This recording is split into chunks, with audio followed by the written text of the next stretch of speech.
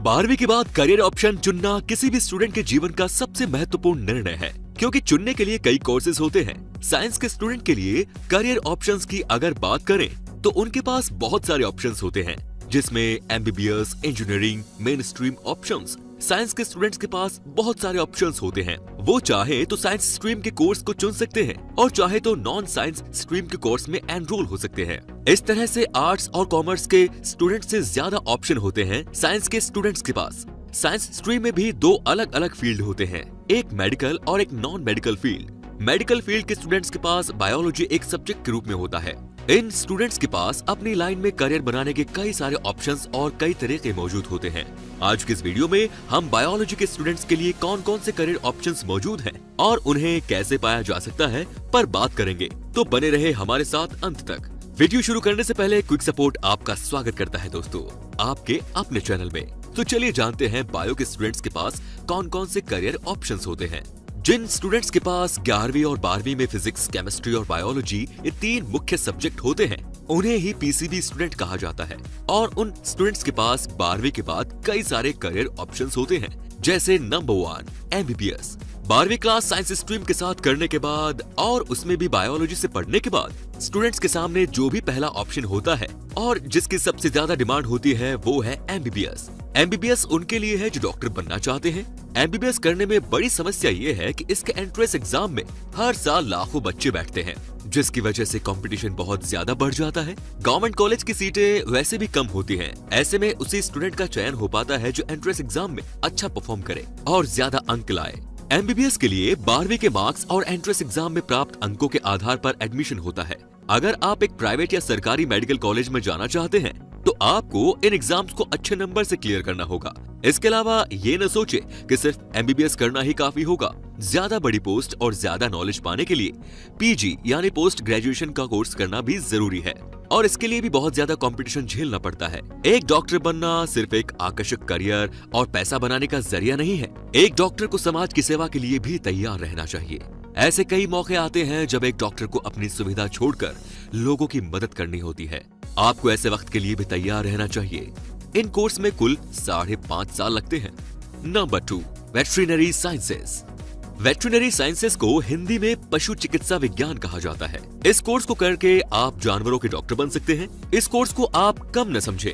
आज के समय में जब पेट एनिमल्स की संख्या बढ़ रही है और जानवरों के प्रति लोगों में संवेदनशीलता बढ़ रही है, ऐसे में ये बहुत ही पॉपुलर कोर्स बनता जा रहा है। इस कोर्स में कम लोग एडमिशन लेते हैं, जिस कारण इस कोर्स में ग्रेजुएट स्टूडेंट्स के लिए सरकारी नौकरी प्राप्त करना बहुत आसान हो जाता है। शहरों में जानवरों को पालने का चलन बढ़ता जा रहा है, जिससे आप ये कोर्स करके अपना खुद का क्लिनिक शुरू कर सकते हैं। नंबर 3 BAMS मतलब bachelor of Ayurveda, medicine and surgery. इस कोर्स को भी करके आप डॉक्टर बन सकते हैं। बस अंतर यह है कि इस कोर्स को करके आप एक आयुर्वेदिक डॉक्टर बन सकेंगे। आयुर्वेद और उसकी दवाइयों के कोई साइड इफेक्ट नहीं होते, जिसे सभी अच्छे से जानते हैं। आज ज्यादा से ज्यादा लोग इसका उपयोग करने के लिए तैयार हैं। भारत में अधिक लोग अपनी स्वास्थ्य समस्याओं को हल करने के लिए आयुर्वेदिक क्लिनिकों में जाने के लिए तैयार हैं। भारत में ही नहीं, विदेशों में भी इसने अच्छा नाम कमाया है। आप ये कोर्स करके विदेशों में भी आयुर्वेदिक क्लिनिक खोल सकते हैं। इस कोर्स की भी अवधि 5.5 साल है। नंबर 4 BDS, जिसका फुल फॉर्म है बैचलर ऑफ डेंटल सर्जरी। इस कोर्स को करने के बाद आप डेंटिस्ट बन सकते हैं। डेंटिस्ट भी डॉक्टर ही कहलाते हैं। एमबीबीएस की तरह इस फील्ड में भी सफल होने और एक अच्छा करियर ऑप्शन बनाने के लिए आपको पीजी कोर्स करने के लिए तैयार होना चाहिए। कोर्स की अवधि 5 वर्ष है। एमबीबीएस डॉक्टर की तुलना में BDS डॉक्टर के पास आराम करने के लिए थोड़ा ज्यादा समय होता है, लेकिन इसमें आप अपने स्किल्स और वर्क एक्सपीरियंस को बढ़ाकर एक फेमस डेंटिस्ट बन सकते हैं, जिससे आपके पास ज्यादा अपॉइंटमेंट्स आएंगे। ये भी एक अच्छा करियर ऑप्शन है बायो के स्टूडेंट्स के लिए। Number 5 B pharmacy.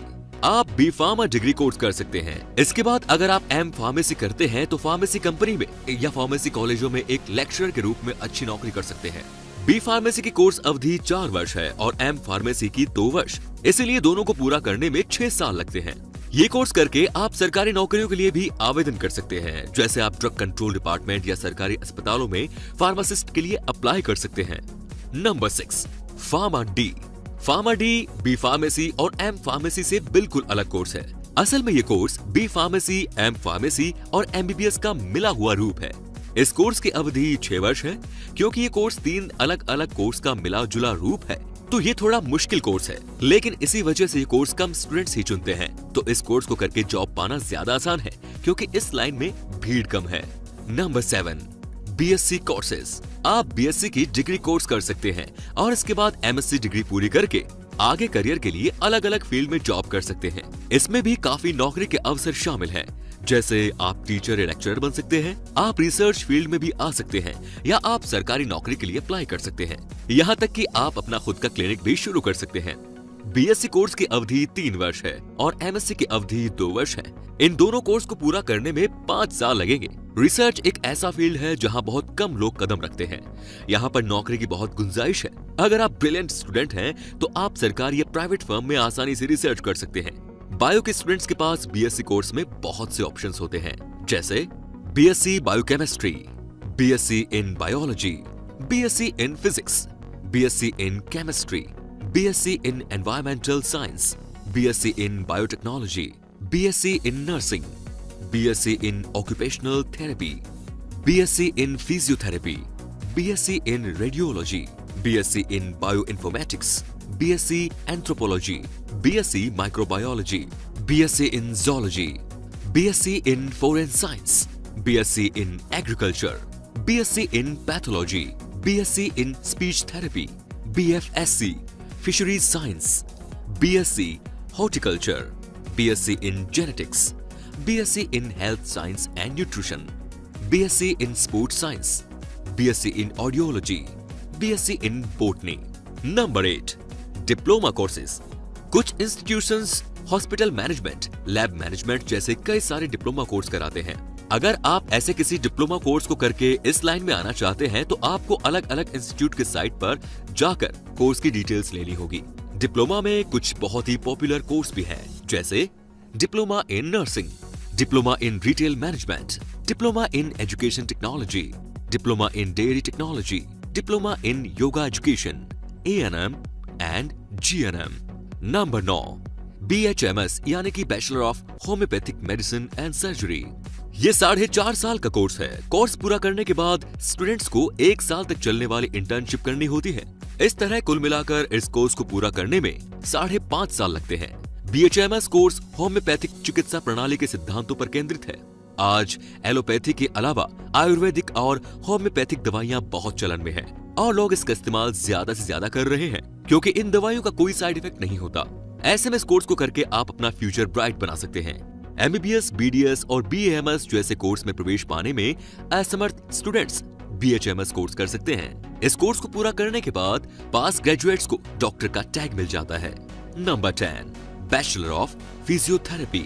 इस कोर्स को BPT के नाम से भी जाना जाता है। इस कोर्स में बहुत ज्यादा जॉब दिए जाते हैं। कोर्स की अवधि 4 वर्ष है। कोर्स पूरा करने के बाद ग्रेजुएट्स को 6 महीने के लिए इंटर्नशिप भी करनी होती है, जिससे कुल मिलाकर इस कोर्स को पूरा होने में 4.5 साल लग जाते हैं। इस कोर्स को पूरा करने के बाद ग्रेजुएट्स जिम, क्लिनिक, स्कूल और कॉलेज नौकरी पा सकते हैं। नंबर 11, BUMS यानी कि बैचलर ऑफ यूनानी मेडिसिन एंड सर्जरी। ये 4.5 साल का प्रोफेशनल कोर्स है। कोर्स पूरा करने के बाद ग्रेजुएट को 1 साल की अनपेड इंटर्नशिप भी करनी पड़ती है। इसका मतलब इस कोर्स को पूरा करने में 5 साल लगते हैं। इस कोर्स को करके भी स्टूडेंट्स के नाम के साथ डॉक्टर का टैग लग जाता है। नंबर 12, BASLP यानी कि bachelor of audiology speech language pathology. ये एक ऐसा कोर्स है जो audiology, hearing disorder, auditory systems, speech language therapy, hearing implants पर केंद्रित है। ये 4 साल का कोर्स है। कोर्स पूरा करने के बाद ग्रेजुएट्स को 1 साल के इंटर्नशिप प्रोग्राम करनी होती है। इस प्रकार कुल मिलाकर इस कोर्स को पूरा करने में 5 साल लगते हैं। कोर्स पूरा करने के बाद ग्रेजुएट्स कई सेक्टर्स में नौकरी हासिल कर सकते हैं, जैसे marketing of hearing implants, rehabilitation clinic और अस्पताल, स्पीच स्कूल्स और एजुकेशनल इंस्टीट्यूट्स जो कि श्रवण विकार से पीड़ित बच्चों के लिए होते हैं, और hearing and manufacturing industries. Number 13 है बैचलर ऑफ ऑक्यूपेशनल थेरेपी।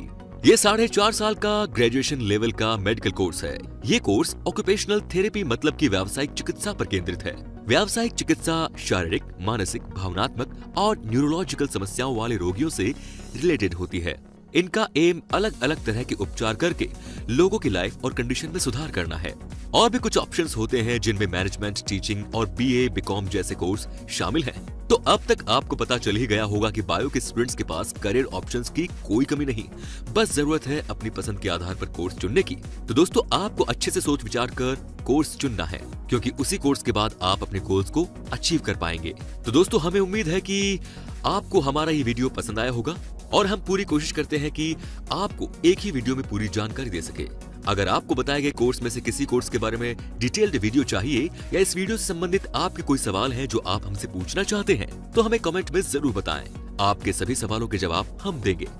और आगे भी इस तरह की वीडियो देखने के लिए हमारे चैनल को सब्सक्राइब करना ना भूलें और हमारी वीडियोस को सबसे पहले देखने के लिए बेल आइकन को भी जरूर प्रेस करें। तो मिलते हैं अगली वीडियो में नई जानकारी के साथ। धन्यवाद।